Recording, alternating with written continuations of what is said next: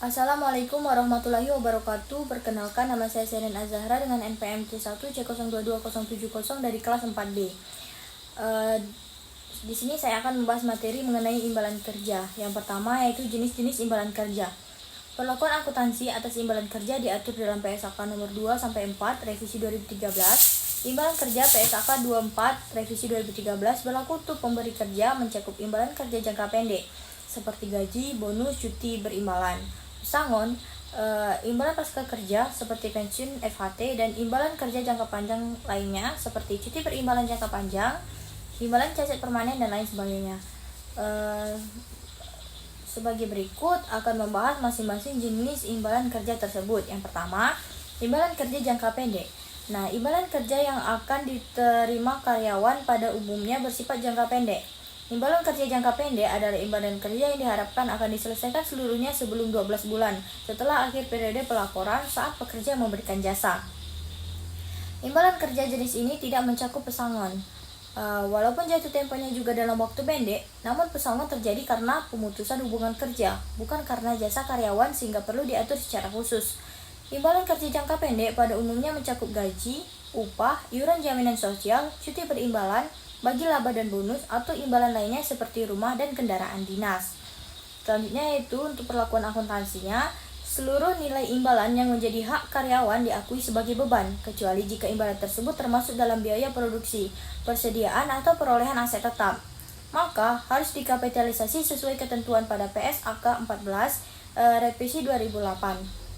Persediaan dan PSAK 16 revisi 2011 aset tetap. Jika terdapat imbalan yang terutang, maka akan diakui sebagai liabilitas. Prinsipnya adalah, perusahaan harus mengakui beban sebesar perakiraan. Yang pertama, imbalan yang akan diterima pada saat pekerja memberikan jasa yang menambah hak cuti berimbalan di masa depan, jika cuti boleh diakumulasi. Dan yang kedua, imbalan yang diterima pada saat cuti terjadi, jika cuti tidak boleh diakumulasi. Selanjutnya yaitu pesangon. Pesangon adalah imbalan yang terutang akibat PKK, baik yang berasal dari keputusan perusahaan atau diberhentikan, ataupun keputusan karyawan atas tawaran perusahaan atau secara sukarela. Pembayaran pesangon haruslah dalam bentuk tunai, kecuali karyawan menyetujui pembayaran dalam bentuk non-tunai.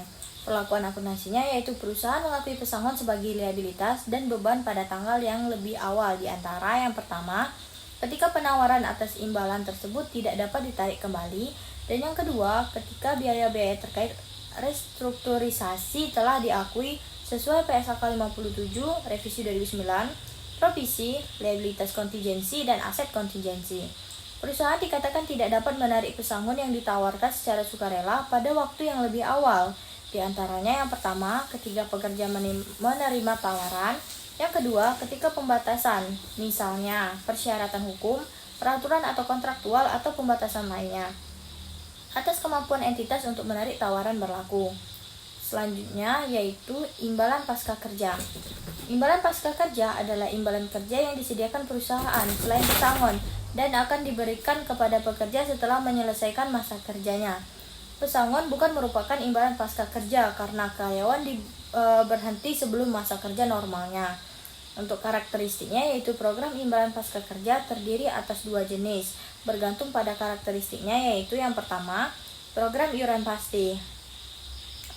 Program iuran pasti ini yaitu pemberi kerja membayarkan iuran sebesar jumlah yang sudah ditetapkan kepada dana pensiun. Pada program iuran pasti, pemberi kerja tidak memiliki kewajiban hukum atau kewajiban konstruktif untuk membayar iuran lebih lanjut. Jika dana pensiun tidak memiliki aset yang cukup untuk membayar seluruh imbalan kerja terkait dengan jasa yang diberikan oleh pekerja pada periode berjalan dan periode sebelumnya. Yang kedua, program imbalan pasti, yaitu pemberi kerja wajib membayar sesuai dengan imbalan yang disepakati akan diterima pekerja saat selesai masa kerja nanti. Oleh karena itu, pemberi kerja memiliki kewajiban hukum atau kewajiban konstruktif untuk membayar iuran lebih lanjut jika dana pensiun tidak memiliki aset atau dana yang cukup untuk membayar seluruh imbalan kerja sebesar nilai yang telah disepakati. Dengan kata lain, pemberi kerja harus menanggung resiko atas kekurangan dana tersebut. Selanjutnya yaitu imbalan kerja jangka panjang. Imbalan kerja jangka panjang lainnya adalah imbalan kerja selain imbalan pasca kerja dan pesangon yang jatuh tempo lebih dari 12 bulan setelah akhir periode pelaporan saat pekerja memberikan jasanya. Imbalan ini dapat meliputi cuti berimbalan jangka panjang dan imbalan cacat permanen serta bonus dan kompensasi lainnya yang dibayarkan lebih dari 12 bulan sejak akhir periode pelaporan. Untuk perlakuan akuntansinya yaitu untuk imbalan kerja jangka panjang lainnya, perusahaan menghitung total neto dari jumlah berdasarkan yang pertama biaya jasa, yang kedua biaya bunga neto atas liabilitas atau aset imbalan pasti neto, yang ketiga pengumpulan kembali dari liabilitas atau aset imbalan pasti neto. Nilai neto tersebut diakui di dalam laba rugi atau kecuali jika terdapat SAK lain yang mensyaratkan atau mengizinkan jumlah tersebut termasuk dalam biaya perolehan aset. Selanjutnya yaitu imbalan pasca kerja program iuran pasti. Program iuran pasti adalah suatu program imbalan pasca kerja di mana pemberi kerja membayar iuran sebesar jumlah yang sudah ditetapkan kepada dana pensiun. Namun, jumlah imbalan yang akan dibayarkan tidak ditentukan karena tergantung dari ketersediaan aset program. Pelakuan akuntansinya yaitu pada program iuran pasti, pemberi kerja atau perusahaan akan membayar iuran atas periode, biasanya bulanan, ketika pekerja telah memberikan jasanya kepada perusahaan. Seluruh iuran yang jatuh tempo untuk bulan tersebut dicatat sebagai beban, kecuali jika dapat dicatat sebagai perolehan aset atau persediaan atau aset tetap, sesuai ketentuan pada PSAK 14 Revisi 2008 dan 16 Revisi 2011. Jika perusahaan telah membayar seluruh iuran yang jatuh tempo untuk bulan tersebut, maka tidak ada liabilitas yang diakui pada bulan tersebut. Namun, jika perusahaan belum membayar atau baru membayar sebagian dari iuran yang telah jatuh tempo, maka atas jumlah yang belum dibayarkan diakui sebagai liabilitas. Selanjutnya yaitu program imbalan pasti. Program imbalan pasti adalah suatu program imbalan pasca kerja di mana pemberi kerja wajib membayar sesuai dengan imbalan yang disepakati bagi pekerja saat selesai masa kerja nanti. Pemberi kerja memiliki kewajiban hukum atau kewajiban konstruktif untuk membayar iuran lebih lanjut jika dana pensiun tidak memiliki aset atau dana yang cukup untuk membayar seluruh imbalan jika sebesar nilai yang telah disepakati. Perlakuan akuntansinya yaitu akuntansi untuk program imbalan pasti lebih kompleks karena membutuhkan adanya asumsi aktuaria untuk mengukur liabilitas dan beban yang harus diakui serta kemungkinan menimbulkan keuntungan dan kerugian aktuarial. Untuk memahami perlakuan akuntansinya, perlu dipahami lebih dulu dua komponen utama dari program imbalan pasti yaitu kewajiban imbalan pasti atau Definite Benefit Obligation dan aset program atau plan aset. Yang pertama yaitu kewajiban imbalan pasti. Nah, kewajiban imbalan pasti merupakan imbalan yang akan dibayarkan di masa depan atas jasa pekerja periode berjalan dan periode-periode lalu. Kewajiban masa depan tersebut diukur pada tanggal pelaporan sebesar nilai kini atau present value menggunakan tingkat diskonto yang selanjutnya disebut dengan nilai kini kewajiban imbalan pasti atau NKKIP. Faktor yang mempengaruhi nilai kini kewajiban imbalan pasti meliputi yang pertama biaya jasa di mana biaya jasa ini mencakup yang pertama biaya jasa kini yaitu kenaikan nilai kini kewajiban imbalan pasti atau NKKIP atas jasa pekerja dalam periode berjalan. Yang kedua biaya jasa lalu yaitu perubahan NKKIP akibat perusahaan melakukan amandemen program imbalan pasti atau melakukan curtailment atau penurunan signifikan dalam imbalan pekerja yang ditanggung oleh program. Yang ketiga yaitu keuntungan atau kerugian atas penyelesaian, yaitu ketika perusahaan melakukan transaksi yang menghapuskan semua kewajiban hukum atau konstruktif atas sebagian atau seluruh imbalan dalam program imbalan pasti.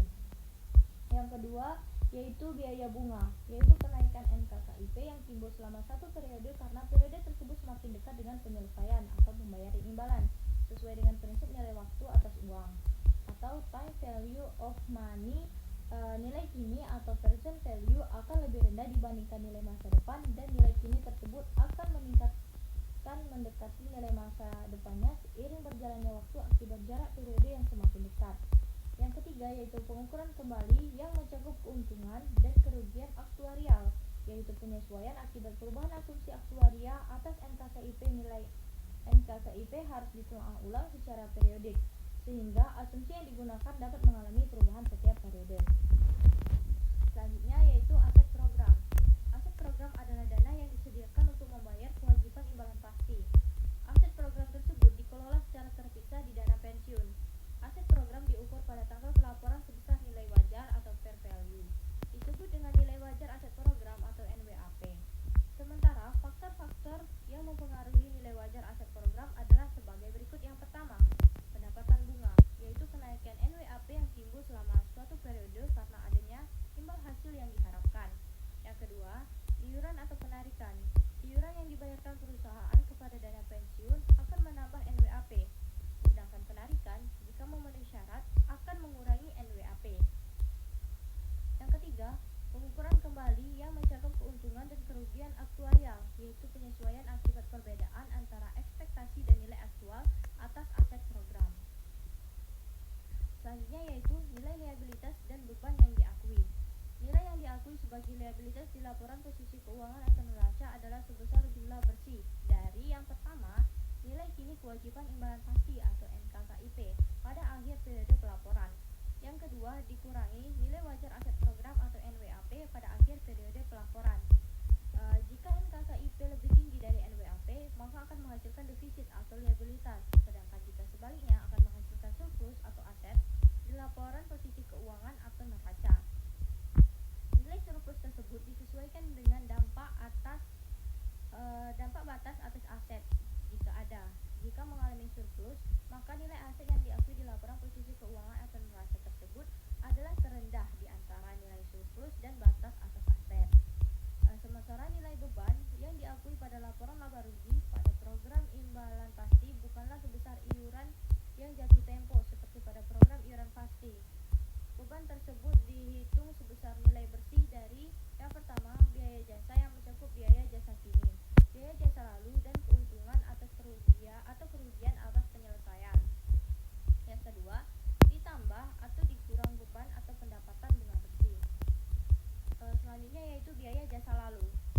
Biaya jasa lalu adalah perubahan NKKIP akibat perusahaan melakukan amandemen pada program imbalan pasti yang ada atau jika terjadi kuartilmen.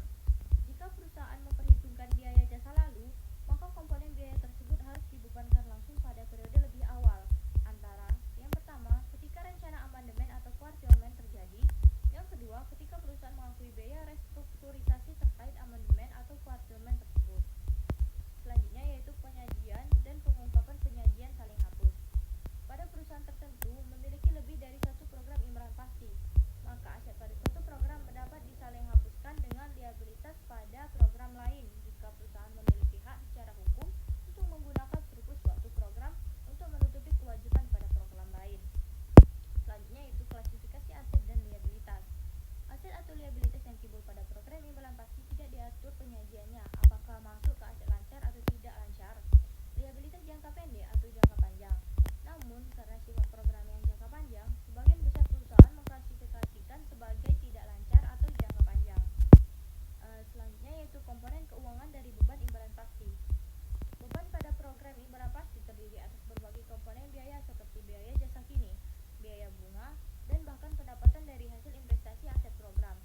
PSAK 24 revisi 2013 tidak mengatur apakah masing-masing komponen tersebut, khususnya biaya keuangan, disajikan terpisah dengan komponen lainnya pada laporan laba rugi komprehensif. Pasti kebanyakan adalah menggabungkan seluruh komponen biaya tersebut menjadi satu kelompok beban. Yang terakhir yaitu pengungkapan.